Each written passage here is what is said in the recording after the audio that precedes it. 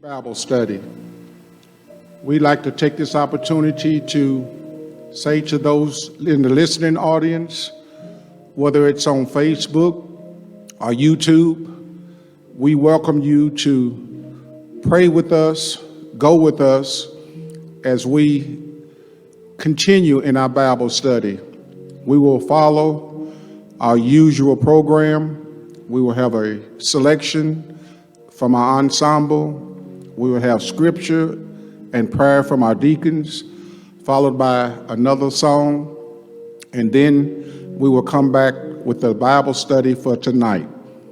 We are now at worship.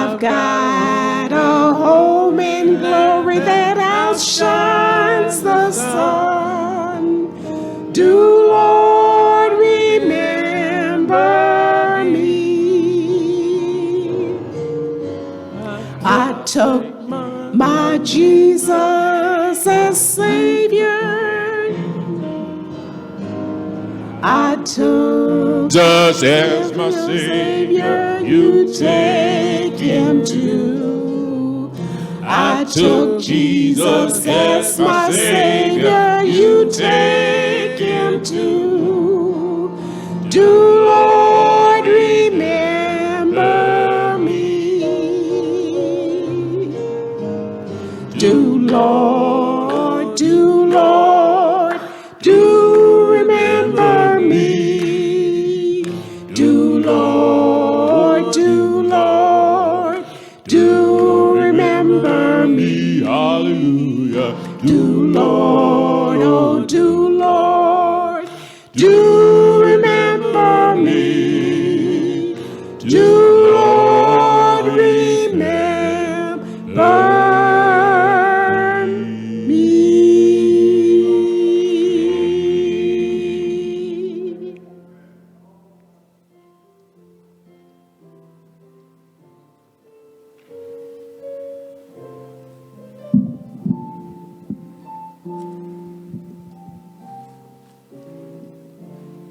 Good evening, church family, and those that are watching online, we say good evening to you.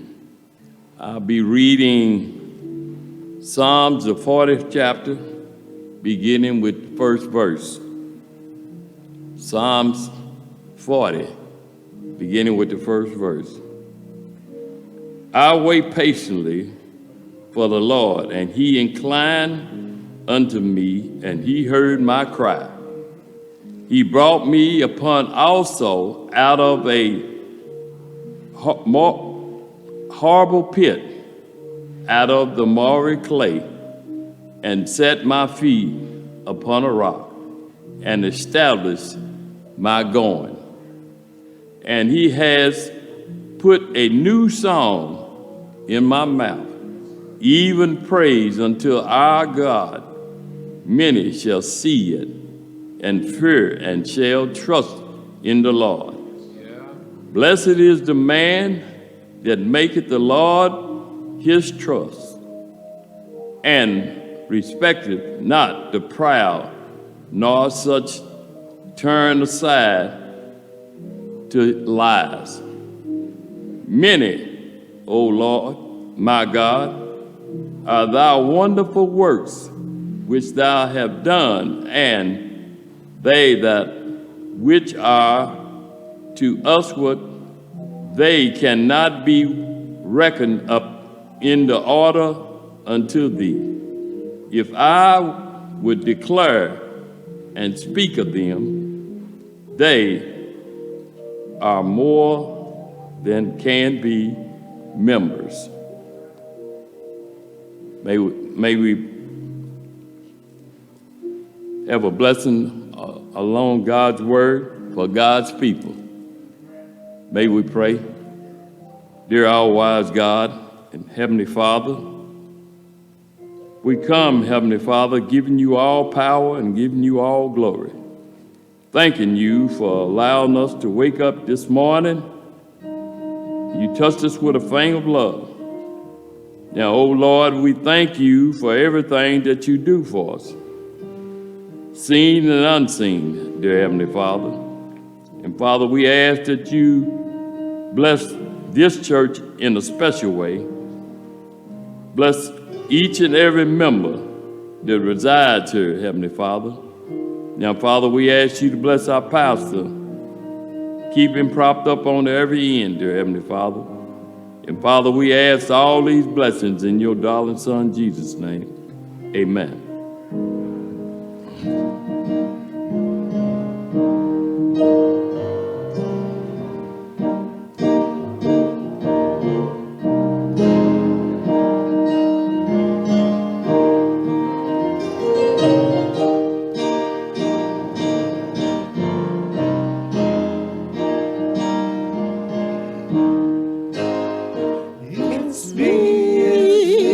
It's me, oh Lord, standing in the need of prayer. It's me, oh Lord, standing in the need of prayer.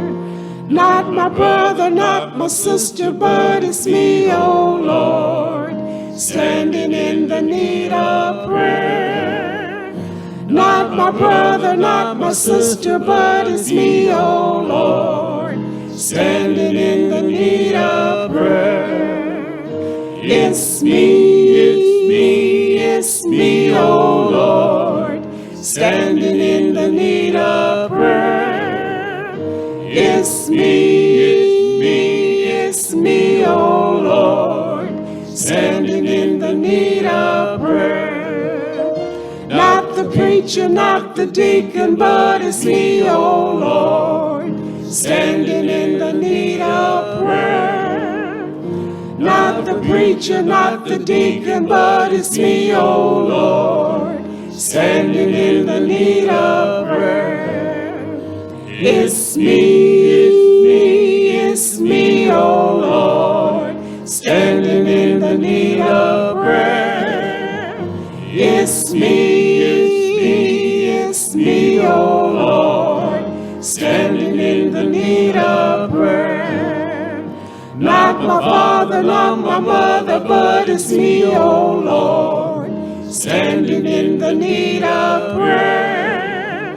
Not my father, not my mother, but it's me, oh Lord, I'm standing in the need of prayer. It's me, oh Lord, standing in the need of prayer. It's me, oh Lord, standing in the need of prayer.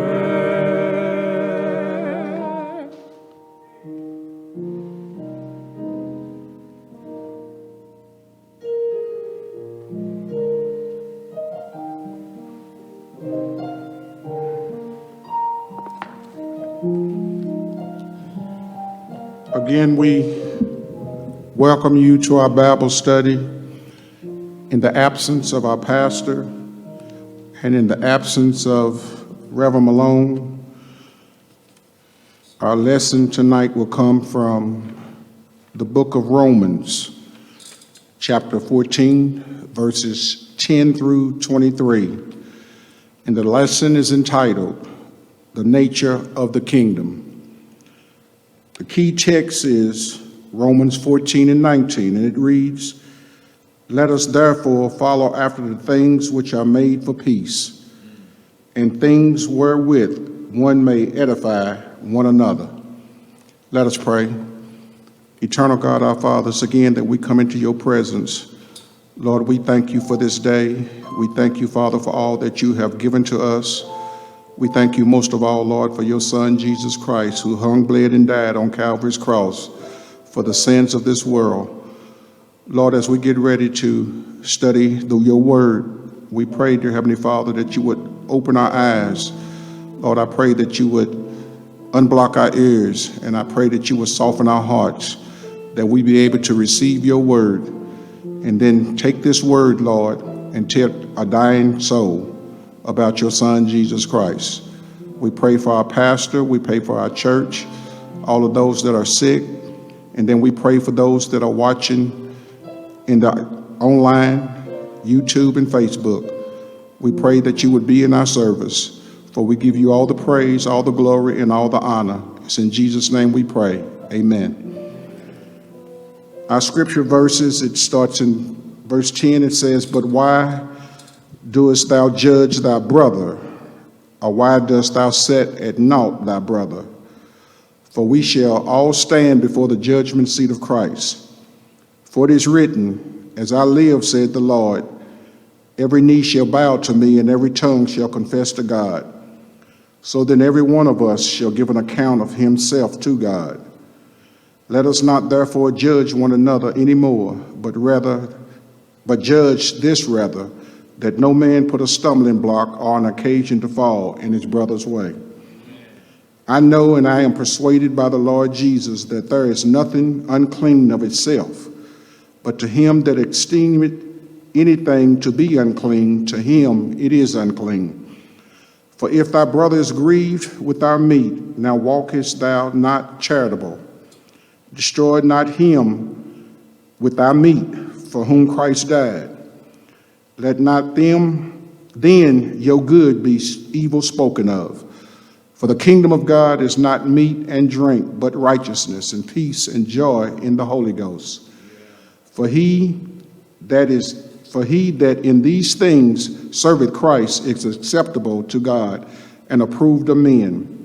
So let us therefore follow after the things which make for peace, and things wherewith one may edify another. For meat destroys not the work of God. All things indeed are pure, but it is evil for that man who eateth with offense. It is good neither to eat flesh, nor to drink wine, nor anything whereby thy brother stumbleth, or is offended, or is made weak. Hast thou faith? Have it to thyself before God. Happy is he that condemneth not himself in that thing which he alloweth. And he that doubteth is damned if he eat, because he eateth not in faith. But whatsoever is not of faith is sin. So as we open up our lesson, I'm reminded that there is so much has happened to the church. Not only in the early days, but even right now. There has been a bad stain put on the church as a whole, because so many people have been damaged in the church, and they say that the church did it to them. The church didn't do anything to anybody. It's the people in the church that give the church a bad name. And so Paul is going to set the record straight of our behavior in the church. It's not Christ-like. I was looking at this introduction, and I want to read it. It says, have you ever had a bad day, had a day to do just what you wanted, only to feel let down afterward? Maybe it was a day off from work. Maybe friends gave you a break from your normal duties. Sometimes we often experience disappointment at the end of such times. Why does it happen so often? Perhaps it is to some extent because we long to be part of something bigger than ourselves. Me time. Sounds great, but God has put in us a desire that our lives matter to others. The church is too often, because even once is too often, the place where people seem most devoted to their own preferences. Churches have become infamous for the pettiness of their arguments over matters of opinion.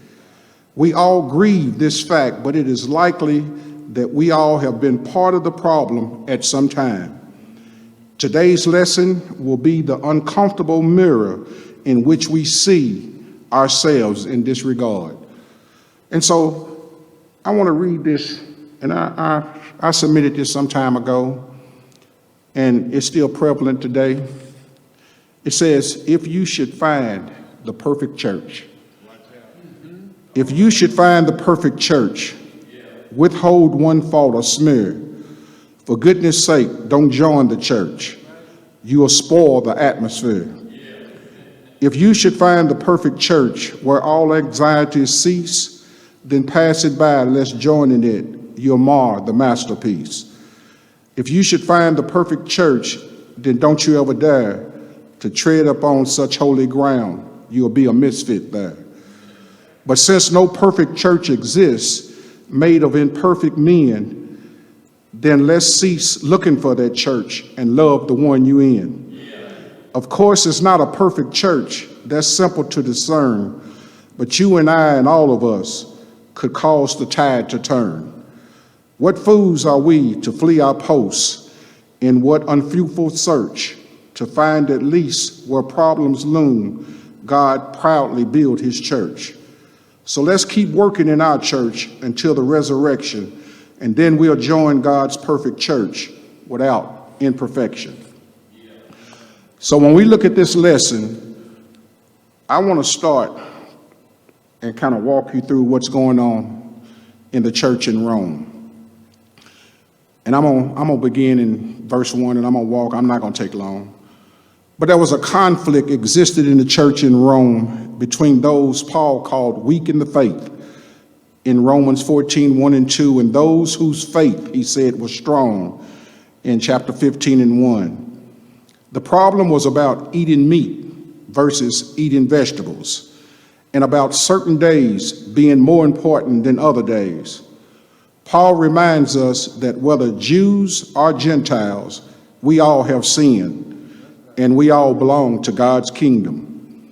In verse 1, Paul tells us, he says that those that are weak in faith, we are to receive them and accept them. He says we don't criticize them for having different beliefs than yours.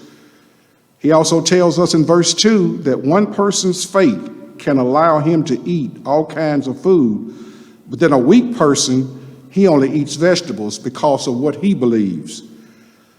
Verse 3 tells us to don't criticize others for eating or for not eating, because God welcomes everyone. Verse 4, it says, who gave you the right to judge another person's service?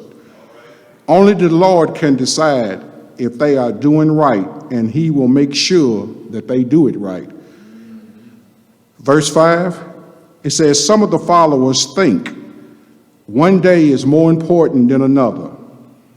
Others think all days are the same. Each person must be fully convinced in his own mind. Verse 6, Paul says, those who have a special day for worshiping the Lord, do it to honor the Lord and not yourself. Those who eat meat, they give thanks to God, just like the ones who don't eat meat. Verse 7, we do not live or die for ourselves. It must be for God.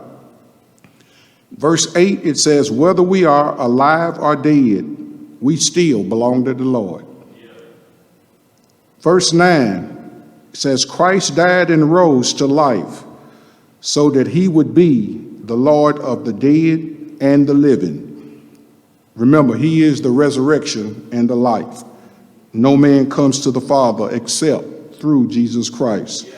So we pick up in verse 10 of our lesson, and Paul asked an interesting question, and he asked, why do you judge your brothers or your sisters in Christ? He said, who gave you authority to judge others? Because Jesus is the righteous judge, and for that, he's the only one that can truly judge. He goes further and asks, why do you look down on others? Why do you think you are better than others when you are all made in the image of God? Shame on you. Don't you know each of us will stand personally before the judgment seat of God? God is not going to ask about nobody at that time but you. What have you done to serve me? I don't know about you, but I want to hear him say, well done, thy good and faithful servant. In verse 11 and 12, Paul reminds those caught up in those type of disputes of a principle found in Isaiah 45 and 23. And he says, everyone will be eventually be judged by God individually. We're not going to all stand before Christ at the same time, and I'm going to tell on you and you're going to tell on me. We're going to all give an account for what we done. He says, I have sworn by myself, the word is gone out of my mouth in righteousness and shall not return, that unto me every knee shall bow, every tongue shall swear. Each of us shall give an account to God for what we've done, whether good or bad. And we might think that we're getting away with things down here on earth right now, but I'm here to tell you that God sees everything and he knows everything. Verse 13, Paul tells us, for this reason, we should stop judging each other. As Christians, we should live in a life in such a way that you don't put a stumbling block in another Christian's path. Remember, things that we say or what we do can be that obstacle that make one fall in the faith. Verse 14, Paul says, he talks about unclean.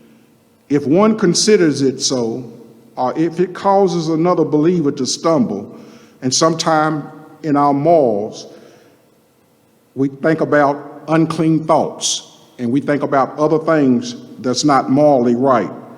But then again, we think about the food that we eat. Regardless in a particular religion, as impure or unfit to eat. And we talking about the pork. But I don't know about you, I love some pork chops and some rib, ham and bacon. I ain't trying to give it up. To him, it says, if anyone considers some activity to be unlawful, then it is wrong for that person to engage in that activity. Purity is not about food, but about a person's inner character. It's not what goes in a person's mouth that's unclean, but what comes out of his mouth that defiles him. If such a person's conscience still considers a food unclean, then to him it is still unclean. Now here's the part that Paul is going to talk about, because in last week's lesson he gave us 17 things that was the lust after the flesh. But he gave us 9 characteristics of Jesus Christ, the fruit of the Spirit. So he says a key principle guiding how one responds to disputable matters, he said, is love. Paul said that if what a believer is doing causes another believer distress, that is not being done in love. Love thinks of others. It's not of self. Love forgoes its legitimate right in order to promote the welfare of others. A dish of food isn't as important as a spiritual well-being of one for whom Christ died. If eating meat destroys a weak believer, then the strong believer should not eat it. Verse 16, Paul warned that if you fail to do so, what God considers a matter of personal conviction can, in effect, become evil. Your good is what you do, but do not cause your freedom, a good thing, to be reviled because of the way you use it. In other words, don't use your liberty to sin or cause a brother to fall from the kingdom of God.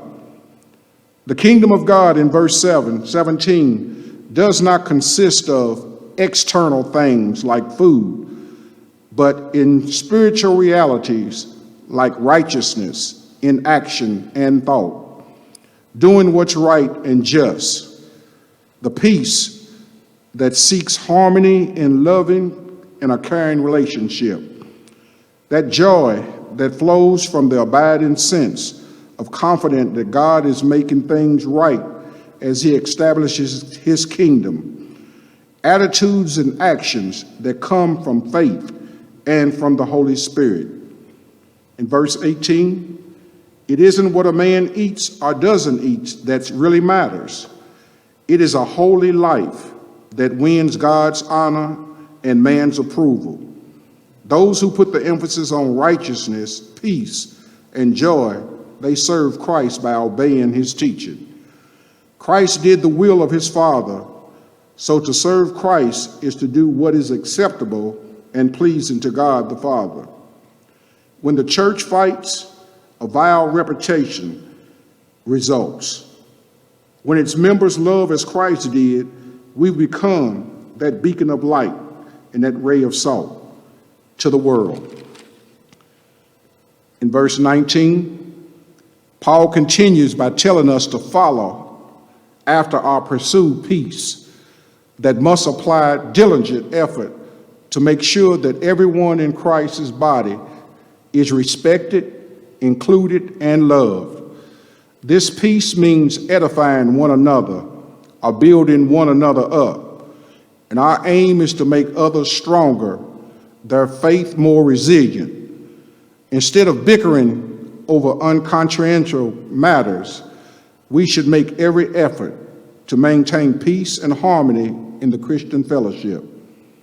In verse 20, God is doing a work in the life of each one of his children. It is frightening to think of hindering that work in the life of a weak brother over matters as food, drink, or days. For the child of God, all foods are now clean, but it would be wrong for him to eat any specific food. In doing so, he would offend a brother or stumble him in his Christian walk.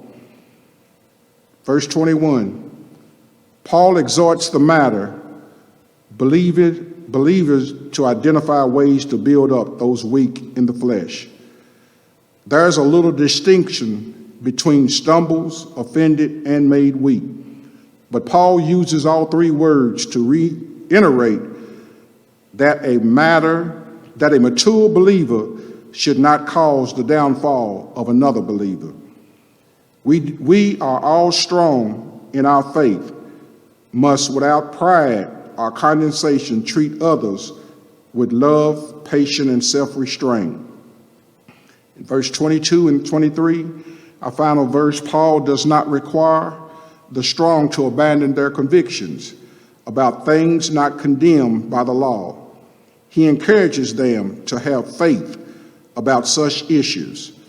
Although mature believers may refrain from eating meat in front of weak believers, they can still believe that Christ gives them the freedom to eat all type of food privately before him.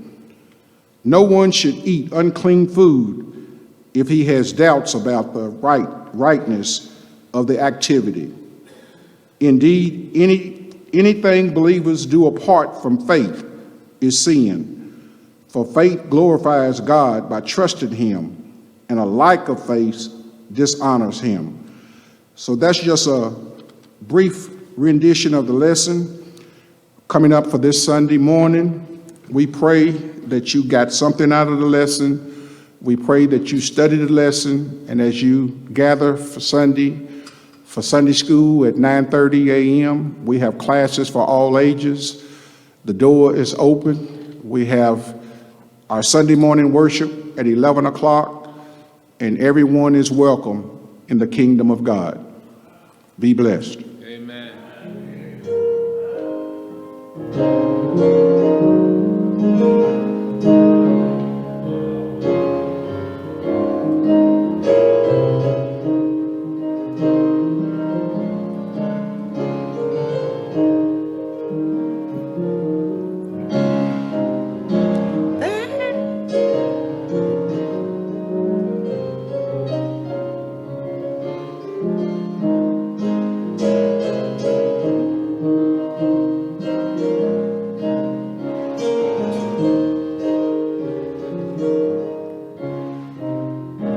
There's not a friend like the lowly Jesus. No, not one. No, not one. None else could heal all our souls' diseases. No, not one. No, not one. Jesus knows all about our struggles. He will guide till the day is done. There's not a friend like the lowly Jesus. No, not one. No, not one. No friend like him is so high and holy. No, not one. No, not one. And yet no friend is so meek and lowly. No, not one. No, not one. Jesus knows all about our struggles. He will guide till the day is done. There's not a friend like the lowly Jesus. No, not one. No, not one. Was there a gift like the Savior given? No, not one. No, not one. Will he refuse us a home in heaven? No, not one. No, not one. Jesus knows all about our struggles. He will guide till the day is done. There's not a friend like the lowly Jesus. No, not one. No, not one.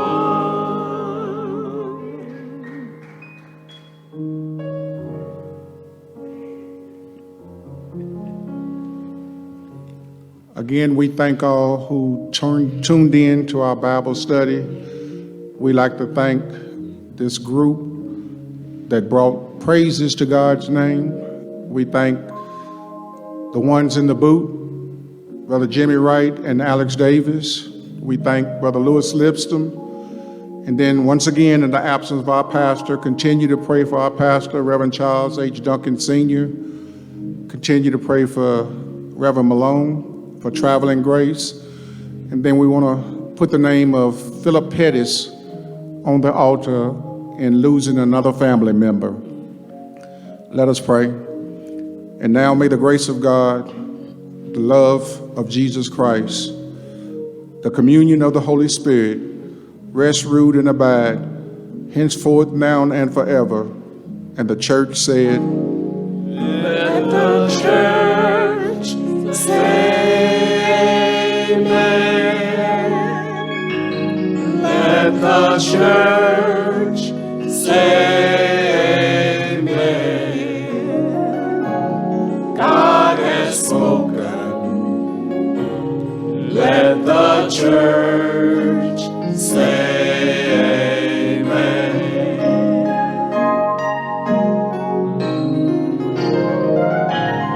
Let the church say